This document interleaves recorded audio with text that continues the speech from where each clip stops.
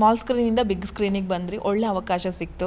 ಒಳ್ಳೆ ಚಿಕ್ಕಣ್ಣ ಅಂತ ಬಂದಂಥ ಸಂದರ್ಭದಲ್ಲಿ ಅದ್ಭುತ ಕಲಾವಿದ, ಎಲ್ಲ ಸಿನಿಮಾಗಳು ಸೂಪರ್ ಡೂಪರ್. ಅವ್ರು ನಟಿಸಿರೋದು, ಅವ್ರು ಹೀರೋ ಆಗಿ ನಟಿಸಿದ್ದು ಕೂಡ ಸೂಪರ್ ಡೂಪರ್ ಹಿಟ್ ಆಯಿತು.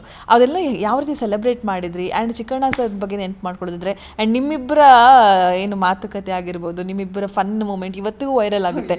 ನೋಡ್ತಾ ಇದ್ರೆ ಒಂಥರ ಥ್ರಿಲ್ಲಿಂಗ್ ಅಂತ ಅನಿಸುತ್ತೆ. ಅದೆಲ್ಲ ನೋಡುವಾಗ ನೀವೆಷ್ಟು ಲಕ್ಕಿ ಅಂತ ಅನಿಸುತ್ತೆ?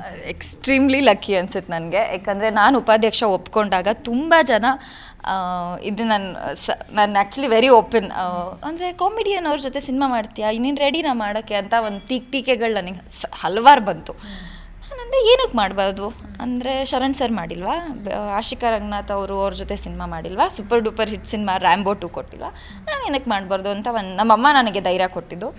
ಸೊ ಆ cinema first of all song super duper hit ಆಯಿತು. ಸಿನಿಮಾ ನಾನು ಇಲ್ಲಿ ತನಕ 3rd ವೀಕ್ 4th ವೀಕ್ ಎಲ್ಲ ನೋಡ್ತಾ ಕೂರ್ತಾಯಿದ್ದೆ ನಾನು.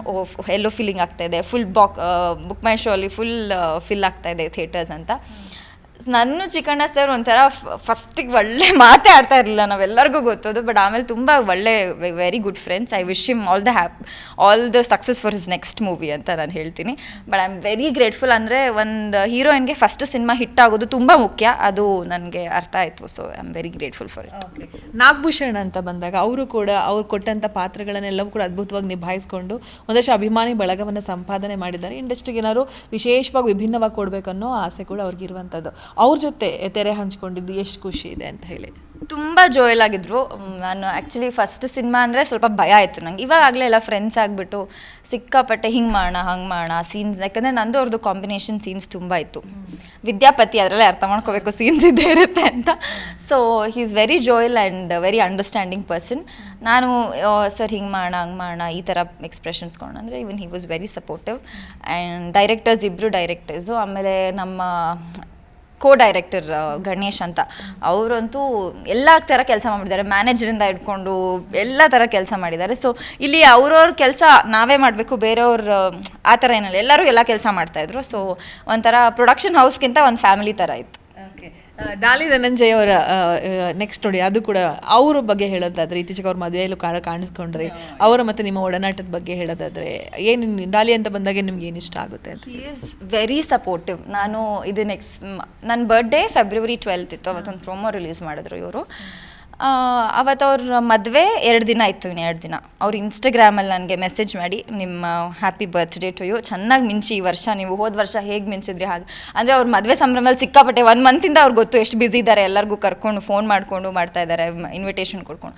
ಆ ಒಂದು ಬ್ಯುಸಿ ಸ್ಕೆಡ್ಯೂಲಲ್ಲಿ ಅವ್ರು ನನಗೆ ಮೆಸೇಜ್ ಮಾಡಿದ್ರು, ಈ ವರ್ಷ ನಿಮಗೆ ಇನ್ನೂ ಚೆನ್ನಾಗಾಗಲಿ, ಎಲ್ಲ ಒಳ್ಳೇದಾಗಲಿ, ವಿದ್ಯಾಪತಿ ಸೂಪರ್ ಡೂಪರ್ ಹಿಟ್ ಮಾಡೋಣ ಅಂತಂದರು. ಸರಿ ಸರ್, ಡೆಫಿನೆಟ್ಲಿ ಸಿನಿಮಾ ಚೆನ್ನಾಗಿದೆ, ಚೆಂದ ಓಡುತ್ತೆ.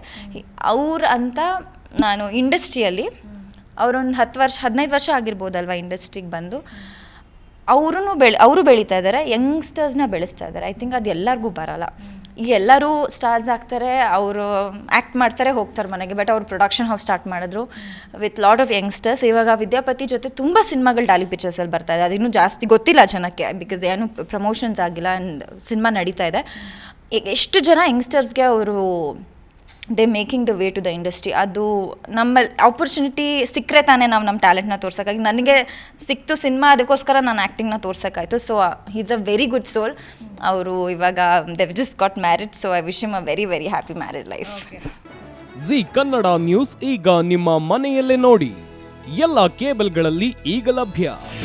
ನಿಮ್ಮ ನೆಚ್ಚಿನ ಜಿ ಕನ್ನಡ ನ್ಯೂಸ್ ಈಗ ಸನ್ ಡೈರೆಕ್ಟ್ ನಲ್ಲಿ number 292, Tata play number 1664, Jio TV number 1334, NXT digital number 30, N cable number 30, city networks 51, U digital number 162, GTPL number 17, Rockline telecommunications number 42, Shri Basaveshwara cable number 168, rural cable network 60, Vinayaka digital 57, Abhishek cable 821, city channel 53, Siddeshwara cable network 57, V4 digital Infotech 628, ಸೂರ್ಯ digital networks 53, Gajanan digital number 836, Malnad infotech private limited number 56, Metrocast number 830, Victory digital number 167ರಲ್ಲಿ ನೋಡಿ ಆನಂದಿಸಿ.